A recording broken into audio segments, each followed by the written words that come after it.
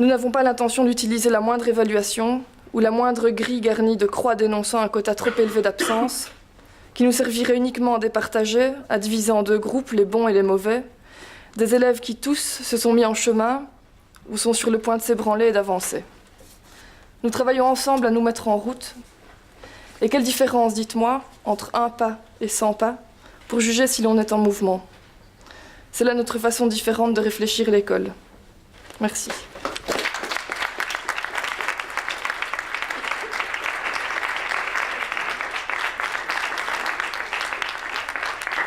Par rapport à nous qui sommes l'autorité publique, par rapport à nous qui devons faire respecter un certain nombre de règles, je pense qu'il y a, tout en cultivant sa liberté, tout en cultivant sa propre voie, et je pense que c'est bien que Pédagogie Nomade ait sa propre voie, crée son propre chemin, crée un autre chemin, un chemin parallèle, un chemin autre, et ne peut pas être complètement en dehors des rails. Une école, ce n'est pas un endroit où on ne va pas. C'est un endroit que l'on fréquente. Mais si vous voulez continuer à rester dans le giron, et moi je le souhaite, de ce que nous sommes, vous ne pouvez pas, me semble-t-il, être complètement en dehors de ce giron. Et donc je pense qu'il faut réfléchir à cela.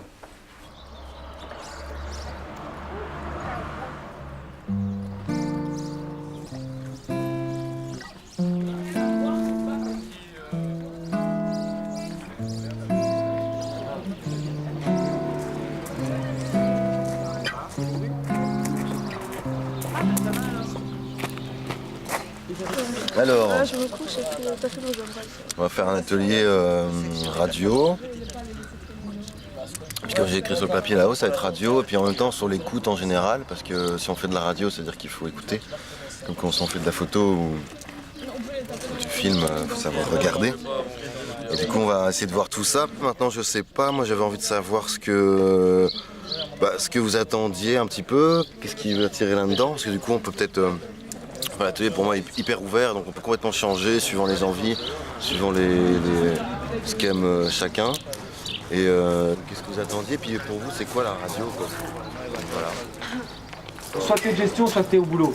Si t'es à l'école, en cours, je respecte. Mais sinon, j'ai vraiment les glandes d'être à la vaisselle pour des gars qui sont peinards. Moi aussi, j'ai envie d'être peinard. Ouais, bon, bah, je vais venir t'aider à la vaisselle.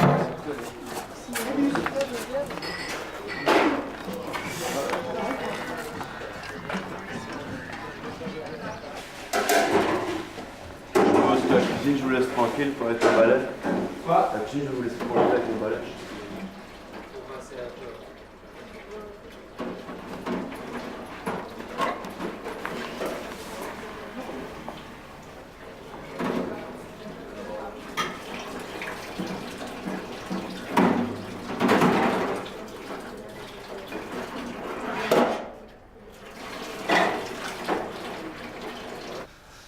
On passe notre temps à s'inquiéter en se disant mais putain, mais quand est-ce qu'ils vont faire ce qu'ils doivent faire, quoi? Il y a du boulot à crever, mais quand est-ce qu'ils vont s'y mettre?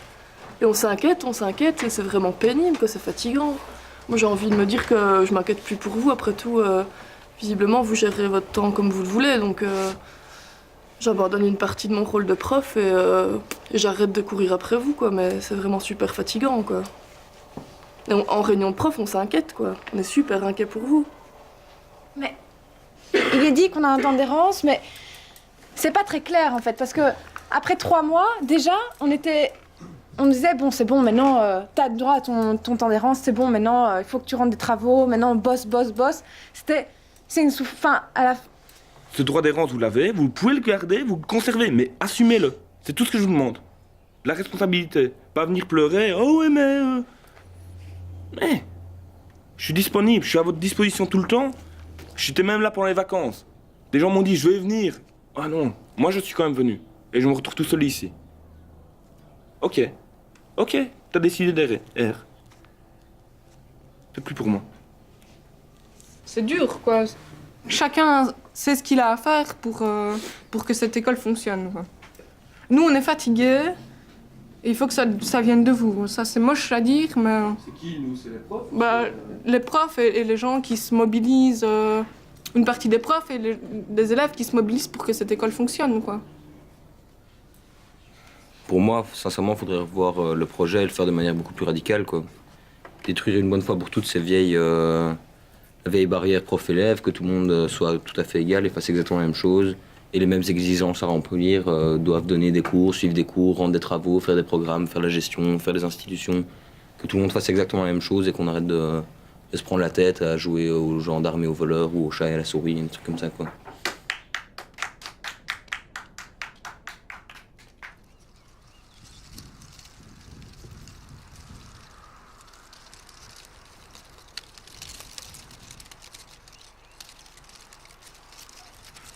L'errance,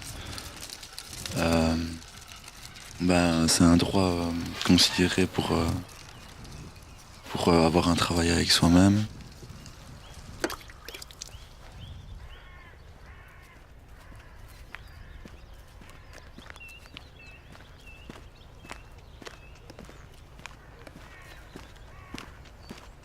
Je pense que c'est utile à tout individu de s'arrêter un moment pour regarder un peu aussi, de tourner, de regarder autour de soi, de dire ah ouais ok j'ai fait ça, j'aurais pu faire comme ça.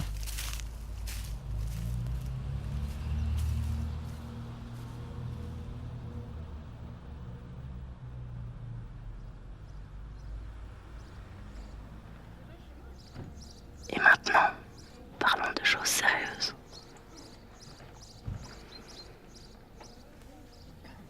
Bien, on peut revenir à Jacotot. Hein. Le premier truc que le maître apprend à l'élève, c'est que sans lui, l'élève n'est rien. C'est l'explicateur qui a besoin de l'incapable, non l'inverse. Voilà. Et là, on est déjà dans l'analyse de Jacotot puis de Rancière. En réalité, c'est le contraire. Pour justifier mon existence de prof, j'ai besoin de votre ignorance. Je change de domaine. Hein. Si je suis toubib, j'ai besoin que les gens soient malades. Sinon, ils n'ont pas besoin de moi. Je peux disparaître. Comme le pompier. Le pompier a besoin de l'incendie. Le flic a besoin du délinquant. Et Jacotot, il n'invente pas ça. Nietzsche dit pareil.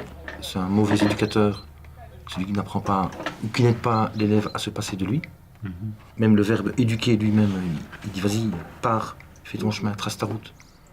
Une phrase choc, moi, que j'avais relevée la dernière fois que j'ai lu ce bouquin-là, ça doit être à la fin, c'est qui émancipe n'a pas à se préoccuper de ce que l'ignorant va apprendre. Je me souviens de cette phrase. Qui émancipe n'a pas à se préoccuper de ce que l'ignorant va apprendre. Ce que tu veux apprendre, dit Jacotot, c'est ton problème. Moi, je peux t'aider à l'apprendre, simplement en vérifiant que ta volonté est bien connectée à la volonté de celui qui a écrit le livre. Et alors, le maître ignorant, sa seule fonction, son seul rôle, c'est d'aider l'élève à vérifier qu'il a bien appris ce qu'il avait décidé d'apprendre. C'est ça. Juste vérifier que les deux volontés se sont bien connectées. Justement, enfin, la question que je me pose, c'est comment est-ce que je pourrais justement éveiller cette volonté, tu vois. Ce qu'on peut dire, c'est tiens, par ta lettre de candidature, t'as annoncé ta volonté de t'engager vers le savoir de façon déterminée. Moi, ce que je peux dire, c'est que t'es venu une fois sur 10 au cours de français. Donc, ta volonté, j'y crois pas, sauf si tu me montres ce que t'as fait quand t'étais absent. Sinon, on est dans la fiction. Et comment tu comparerais le glandage et l'errance? Quand un élève ou l'autre invoque le droit d'errance, c'est une sorte de droit ultime contre lequel on ne peut pas s'opposer et derrière lequel certains se cachent. En ça, c'est pas bon. Tu fais ça pour l'atelier Christophe? Ouais. Il a ramené du matos et tout, lui. Ouais.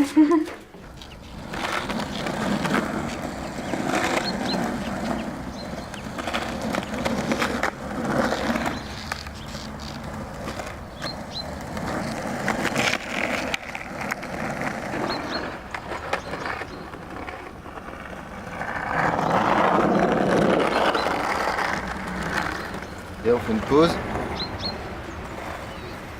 Et je sais pas, moi je trouve qu'il fait errant mais pas tant que ça quoi. Parce qu'on peut pas aller. Fasse un long passage, ouais. on l'entend partir, Être plus lent quoi. Plus lent. Vraiment dis-toi que tu erres quoi. Okay. Tu erres en skate quoi. Et Cherche à être lent, dans l'errance quoi. Là t'es normal.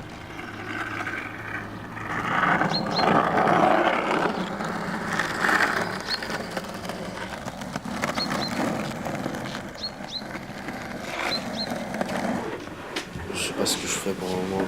Mais c'est plus le moment de me chercher parce que à ce moment-ci de l'année. Mais voilà, j'ai commencé mon travail en histoire géo, mais je l'ai pas terminé. Et voilà, c'est toujours des trucs commencés, mais jamais terminés. Donc, voilà, c'est mon problème. Mais pourtant, contrairement aux apparences, il y a une ambiance de travail ici. Il y a des gens qui sont sur la mezzanine, dans les classes il fait très calme. Et alors si tu passes 4 heures qui ne sont pas des cours ici, fais-en quelque chose, bon sang. Et ceux qui ont accepté de se retrousser les manches et d'empoigner un bic ou un livre, ben, chaque jour ils peuvent rendre un machin. Et c'est vrai que ça ne sert à rien de répéter ce qu'on a toujours répété, mais flûte quoi, on va quand même en faire quelque chose de cette année. Bah ouais, j'ai pas envie de faire laisser tomber. Bon. Il te faut du temps, c'est clair et net, mais t'as fait un travail du tonnerre. J'ai envie de dire, t'as atteint toutes les compétences possibles et imaginables. En termes de contenu, il y a des choses à apprendre, les notions, etc., à les réutiliser. Mais les compétences, synthétiser, aller à l'essentiel, mobiliser les notions pour les intégrer à une problématique, aucun problème. Et peut-être aider hein, aussi. aucun problème. On est là pour aider. On est là pour aider. D'accord. Tu es une bonne élève. Suivant.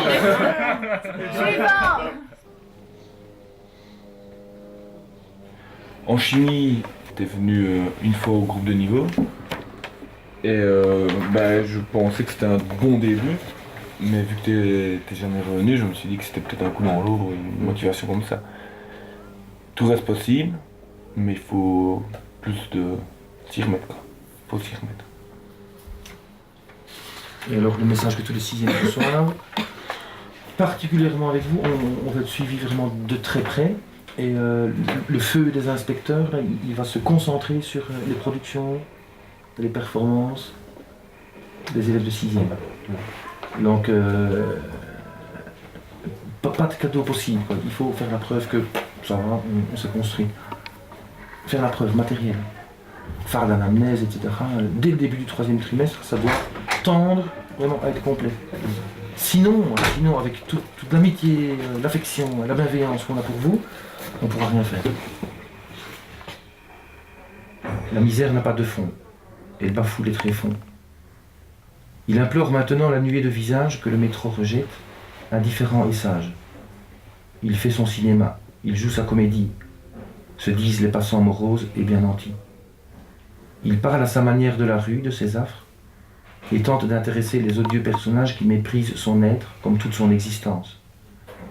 Dans ses grands jours, il décoche contre la société des traits de Sarbacane, des fléchettes de Curare.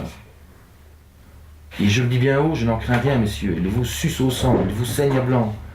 Cette société maudite est régie par les Blancs. Son manque d'éloquence, son alcoolisme flagrant, son vieux manque de tact, son air rude et méchant, en font le piètre rebut d'une civilisation qui ne cesse de noircir. Son être tout entier s'est comme recroquevillé dans le cocon morbide des regrets du passé. On est au quart du texte. Les plus attentifs ont saisi que c'est un texte en prose, mais qui est écrit en alexandrin. Alors, moi je tiens à dire qu'en tant que prof de français, je te le dis Jean-Philippe, je me sens minuscule.